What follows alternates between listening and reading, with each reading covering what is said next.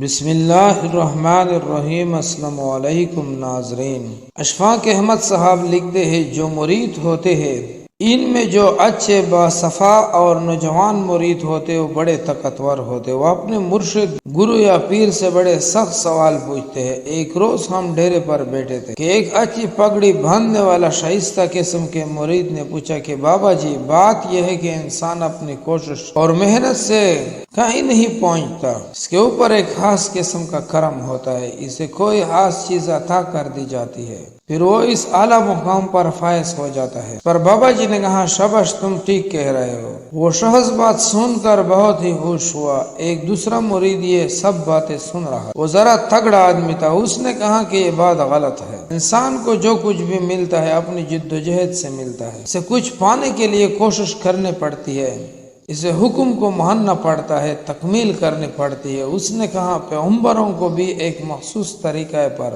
چلنا پڑا اور کوشش کرنی پڑی، پھر جا کر ایک مقام ملا۔ ایسے ہی مقام نہیں ملا کرتے۔ بابا جی نے اسے بھی کہا کہ شاباش، تم نے بھی درست کہا، درست کہتے ہو۔ وہاں پر ایک تیسرا مرید جو کہ لنگر کے برتن صاف کر رہا تھا، اسے یہ سن کر بڑا عجیب لگا اور کہنے لگا بابا جی، آپ نے تو حد ہی کر دی، یہ کس طرح ہو سکتا ہے کہ دونوں کی بات ٹھیک ہو، کسی ایک کی بات تو غلط ہونی چاہیے۔ یہ سن کر بابا جی نے کہا شاباش، تم بھی ٹھیک کہتے ہو، یہ زندگی کی بات ہے جو بندے کی پکڑ میں نہیں آتی، اور یہ جس کی پکڑ میں آتی ہے وہ اس کی سوچ، کوشش اور دانش کے رویوں کے مطابق اس کے ہاتھوں میں بنتی رہتی ہے۔ حکمت کی باتیں ہیں، بہت گہرائی۔ دوستوں سے گزارش ہے کہ غور و فکر کر لیا کرے ایسی باتوں پر، اس میں سچائی ضرور ہوتی ہے۔